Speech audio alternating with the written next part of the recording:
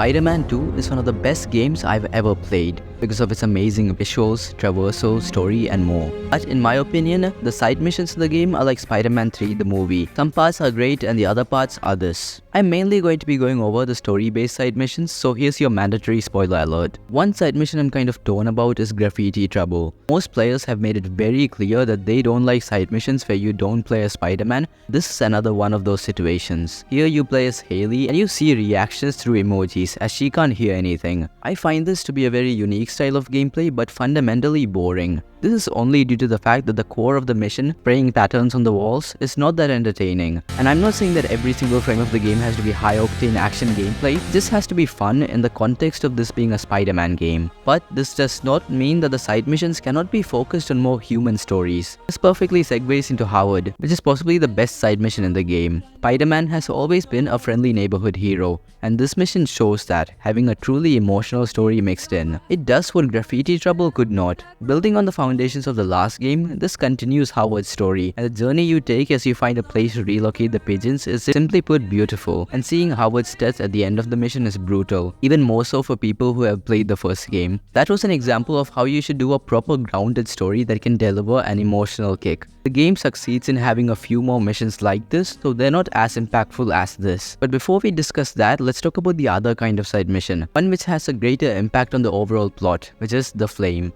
This is, in my opinion, a great side quest as it includes a varied set of locations for the player, challenging enemies, and really builds upon the world of Spider-Man, showing it all doesn't just revolve around these two heroes. This is further supported by Yuri's return, showing her character development since the previous game. I'm not entirely sure of how well this has been done, but the reveal at the end setting up Carnage's appearance is a great move. So I understand if anyone finds it disappointing because it isn't a proper ending to the story. But this plotline delivers an experience that feels as important as the main plot, something very difficult for side missions to achieve. The gameplay is also good. On the other side of the spectrum, I have a bunch of missions that I want to quickly go through. Brooklyn Vision's quests are good for the most part but just fail to deliver a well-rounded experience. And not every mission can be perfect, but most Brooklyn Vision's quests seem to lean too far into the friendly neighborhood part of Spider-Man, forgetting the Spider-Man part of Spider-Man. Plotlines are alright, it's just the gameplay that isn't too interesting. Slow gameplay isn't really meant for Spider-Man, it just doesn't feel fun in most cases, unless there's a proper motivation to have them. But I can't definitively say anything about these missions as it comes down to personal preference. I enjoy puzzles, so the mascot mission was quite fun to me. For you, it may not be, and that's okay.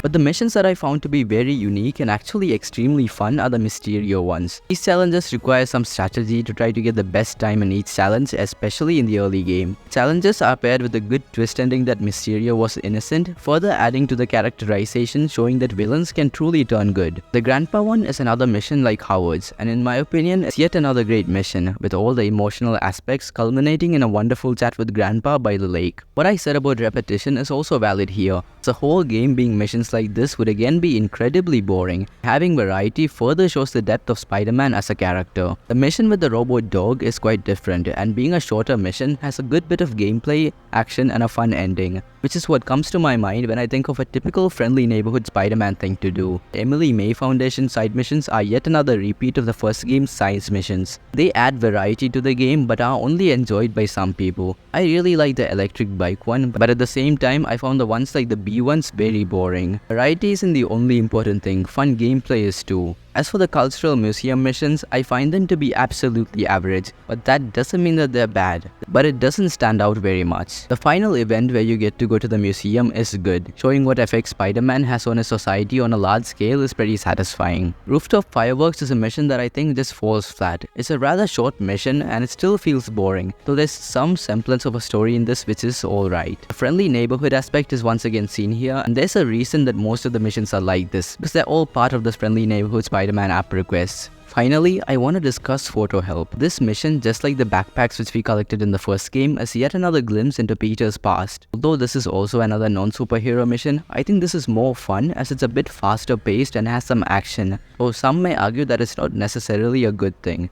Overall, the reason why I say that the game has the best worst side missions is that a majority of them are brilliant with an emotional aspect, and some just fail to land properly. The gameplay is another important aspect that is sometimes overlooked in addition to the plot of the side mission. No game is perfect, but Spider-Man 2 comes pretty close to it in some specific cases. If you want to know my opinion about the collectibles and the symbiote nest, you can find it in the description. That's all.